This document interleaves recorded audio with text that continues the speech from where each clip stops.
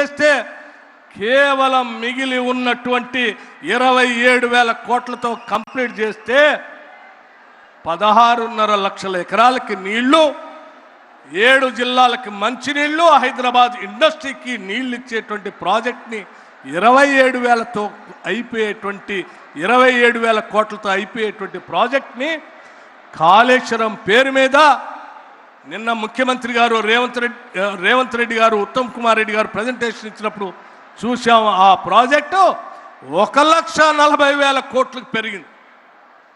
ఎక్కడ 27,000 కోట్లు, ఎక్కడ 1,47,000 కోట్లు? పోనీ ఆ 1,47,000 కోట్లతోనైనా ఉందా ప్రాజెక్ట్ అంటే కూలిపోయి నీళ్లు లేనటువంటి పరిస్థితిలో ఈరోజు మనం బాధపడతా ఉన్నాం. ఆనాటి కాంగ్రెస్ ప్రభుత్వాలు కట్టినటువంటి ప్రాజెక్ట్, ఒక్కొక్క ప్రాజెక్ట్ టీఎంసీ కెపాసిటీ 100 టీఎంసీల పైన ఉంటే కూడా చెక్కు చెదరలేదు.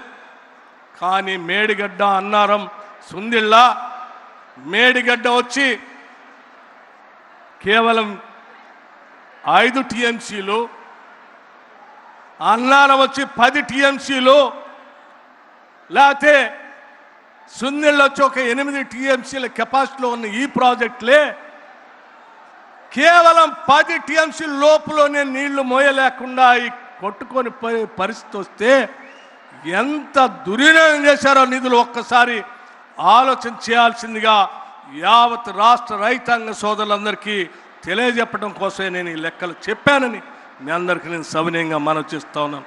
మిత్రులారా, ఆలోచన చేయండి. ఇంకా తగుదనమ్మా అని చెప్పి ఒక పెద్ద మనిషి హరీష్ రావు గారు బయలుదేరి అబద్ధాలన్నీ పోగేసి అవినీతి సొమ్ముతో పోగేసుకున్న సోషల్ మీడియాలో, లేకపోతే వాళ్ళు పెట్టుకున్నటువంటి నమస్తే తెలంగాణ పేపర్లో, లేకపోతే టీ న్యూస్లోనో నిన్న మొన్న వారి సోదరు చెప్తా ఉన్నారు. పాయనీర్ అనే ఇంగ్లీష్ పేపరు 188 కోట్లతో కొన్నారట. ఇటువంటి పత్రికల్లో తప్పుడు వార్తలు కాంగ్రెస్ ప్రభుత్వం మీద సృష్టించి ప్రజల్ని తప్పుదో పట్టించి ఇంకా ఏదో చేయాలని తాపత్రయపడుతున్నారు. తస్మాత్ జాగ్రత్త. ఇటువంటి వ్యక్తులు మళ్ళీ గ్రామాల్లోకి వస్తే ఈ రాష్ట్రం సర్వనాశనం అయిపోతుంది. ఎందుకంటే నేను చాలా స్పష్టంగా చెప్పదలుచుకున్నాను. మిత్రులారా, సీతారామ ప్రాజెక్ట్ ఇప్పుడు మన జిల్లాకు సంబంధించిన ప్రాజెక్ట్ తుమ్మల నాగేశ్వరరావు గారు చెప్పారు చాలా స్పష్టంగా. ఈరోజు మన ప్రభుత్వం వచ్చిన తర్వాత మీరు ఆనాడు ప్రాజెక్టు మొదలుపెట్టి గాలికి వదిలేసిపోతే, కాంగ్రెస్ ప్రభుత్వం వచ్చిన తర్వాత రాజీవ్ కెనాల్ అని ప్రత్యేకంగా డిజైన్ చేసి 100 కోట్లు పైబడి నిధులు కేటాయించి ఇవాళ లిఫ్ట్ చేస్తే ఆ నీళ్లు ఎన్ఎస్పి కెనాల్లోకి వచ్చి వైరా చెరువులోకి వచ్చి ఉపయోగపడేటట్టుగా తయారైన తప్ప వాళ్ళలాగా చేసి ఉంటే చాలా నష్టపోయేవాడు.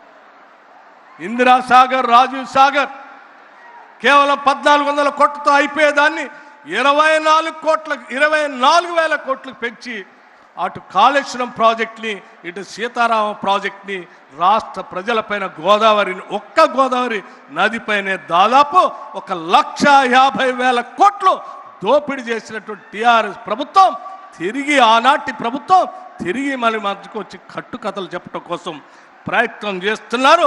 జాగ్రత్తగా ఉండాల్సినటువంటి అవసరం ఉందని మీ అందరికీ నేను మనవి చేస్తా ఉన్నాను. మిత్రులారా, ఈరోజు కాంగ్రెస్ పార్టీ అనేక కార్యక్రమాలు చేపట్టింది.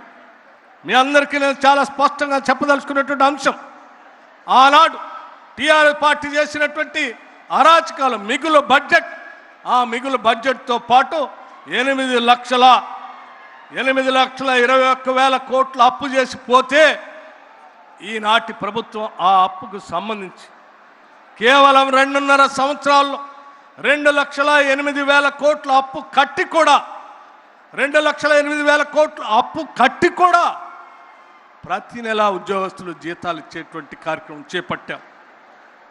ఆనాడు ఉద్యోగస్తుల కోసం 10,000 కోట్ల రూపాయల బిల్లులు పెండింగ్ పట్టిపోతే ఈనాటి క్యాబినెట్, ముఖ్యమంత్రి రేవంత్ రెడ్డి గారి నాయకత్వంలో ఉన్నటువంటి క్యాబినెట్ ఆలోచన చేసి రాష్ట్రంలో పనిచేస్తున్న ఉద్యోగస్తుల బిల్లులన్నీ కూడా క్లియర్ చేయాలని నెలకి 2,000 లెక్క దాదాపు 6,000